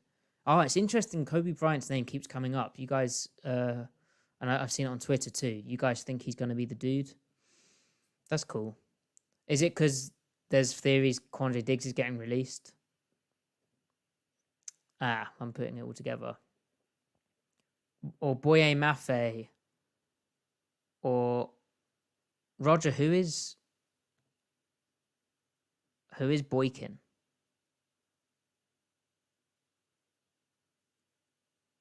Am I mad? Who benefits most from Macdonald as the head coach?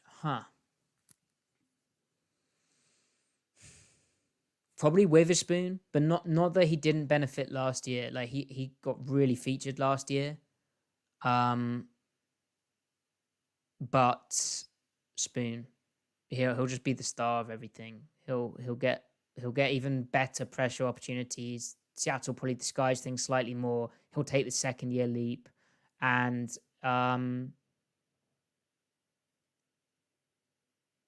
yeah, he'll be accented just as much. So yeah, I'd say Witherspoon.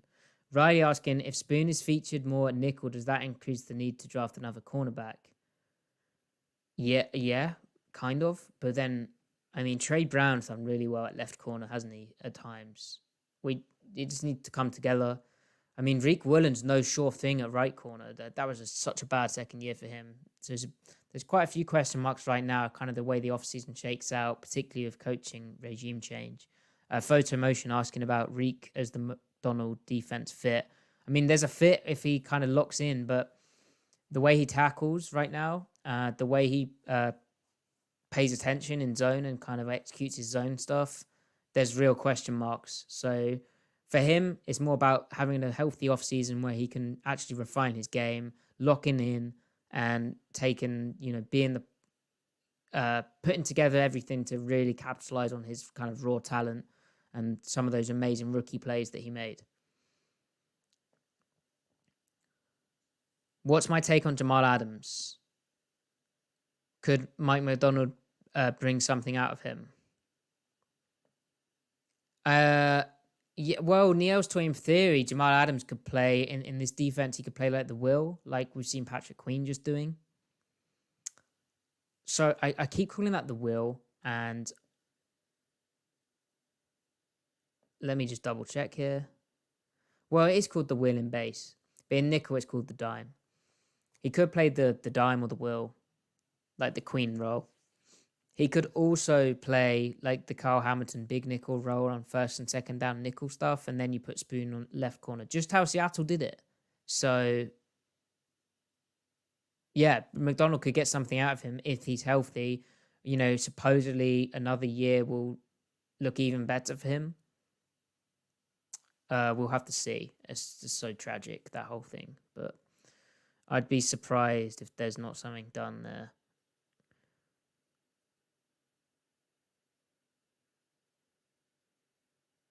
The Shermanator, what makes me think Quandre Dick can still do the slottish stuff. He was never super quick, and it looks to me like he's lost half a step. Shermanator, I'm talking like zone, curl flat, like cover 3 stuff, and then a bit of matching. What makes me think it is he's super intelligent. He does a lot of film study, which shows up in games. I don't know necessarily if he's lost half a step. I think more guys around him played like crap last year. Manjombo, I need to dive into the draft stuff still. Jay, how much do you think the draft, free agency, and cuts will change your thoughts on how the defense will look next year?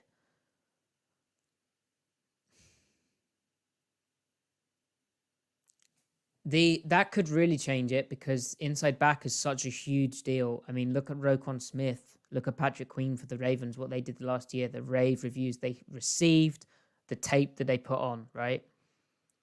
And look how the Baltimore defense before they acquired Roquan Smith was not the same unit as after. Griff's posted the splits on Twitter before. It's crazy.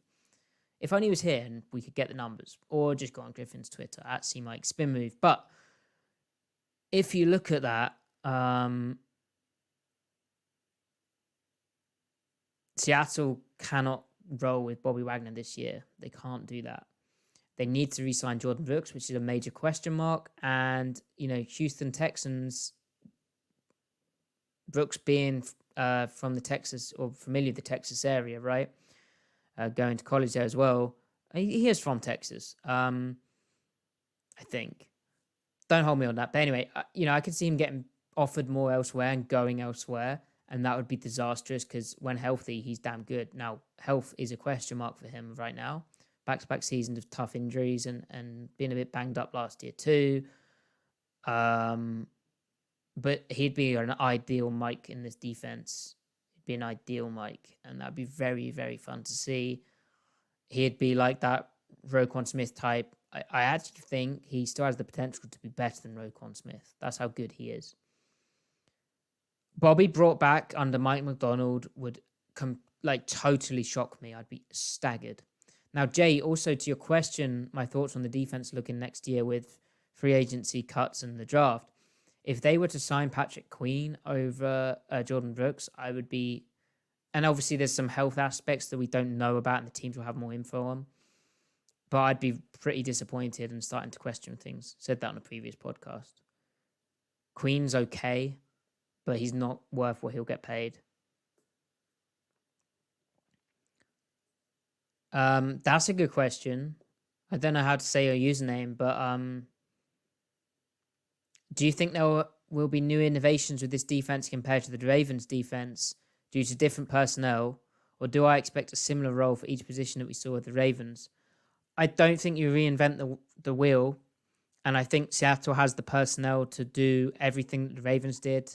There were kind of broad similarities with what Seattle did last year and their defensive direction to what Baltimore did last year. I think for Macdonald, he's not going to dramatically change things. There may be some subtle adjustments to calls that, like anything, but I don't think like it's personnel influence necessarily. Like Carl Hamilton, really interesting big nickel type. Witherspoon, really interesting nickel type who's shown he can hold up on the earlier downs to a degree, right? That's a key part of this defense. They've got that. They've got interesting edges. One thing is they need to get a bigger edge type, or they would have to change some scheme things, but I think they will. They'll get like a 5-tech type, and generally the early down 5-techs don't get paid too much, and you can draft them a bit later.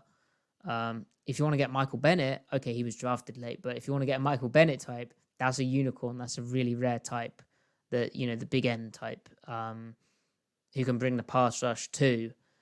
And I need to look at Urban's pressure numbers. They're probably not great. I know he came off the field in rush spots, but yeah, Seattle doesn't have that guy who's big and can kick outside, really. Griff mentioned Mike Morris, but then mentioned how bizarre it was that in Michigan he played like in a 2-point outside backer, big edge type. Not big edge type, just edge, like outside backer type. But Mike Morris was, of course, last year working as this kind of 5-tech big end type. So maybe in Seattle he ends up doing that too, under Macdonald. But other than that, like Mario Edwards did a bit of it. Have to see what happens with him. He did a bit of edge, like pure edge for the Titans. Then had a decent season last year on the interior.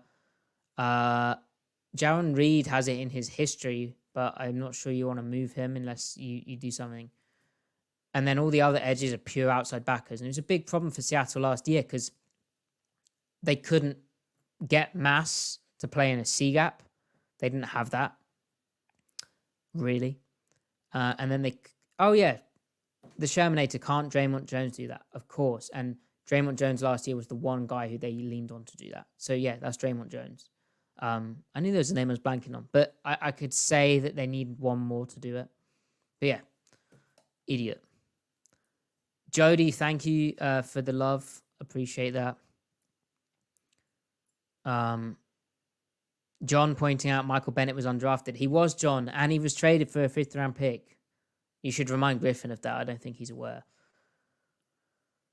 Noigash, I don't know. What did Al Shayir do last year? I don't know about that. Right, chat. So, like the video, share it with a friend, tell them about it. Subscribe to the channel. Follow me at Matty F. Brown. Hold on. If I click... no, forget it. Follow the pod at Seattle Overload. Follow Griff at C-Mike Spin Move. Follow Ty, our producer, who sometimes comes on the show as well, at Ty Dane Gonzalez. Please also subscribe to SeahawksOnTape.com. Got a video. I've got an article on Geno Smith out there right now. On the YouTube, I'm going to be posting a 5-minute breakdown of what not getting blocked looks like. Ravens clip against the Rams. Incredible clip. Incredible. Like, every single player beats their block against the Rams on a run which went for gain. So I'll talk about why it went for gain as well, but it's a great clip to look at. And then SeahawksOnTape.com as well. Please check that out because tomorrow, hopefully, I'm going to have the article out on the Ravens' second half of the season run defense. Is there going to be a run defense issue in Seattle for the 3rd season running? Or is Mike Macdonald going to learn from why it went bad in the second half of the season, stopping the run, and install those changes to defend the run to be better? That's all I've got. Thank you so much for your questions, for all the people joining. Appreciate that so much. Will saying, do these streams get reposted when they end? Will, you on Twitter? I can see that. Or X, if we call it that. Will, Matty F. Brown on YouTube. They're all on YouTube. So you've got a whole catalogue to get through before tomorrow. And Sookman, yeah, we'll be doing it tomorrow. It's just whether Griff's watched as much Grub. I need to watch more Grub as well. I need to get some Grub. Do you guys call food Grub? I probably not, right? But yeah, I need to get some food. Right. See you guys. Appreciate it. And yeah, see you tomorrow.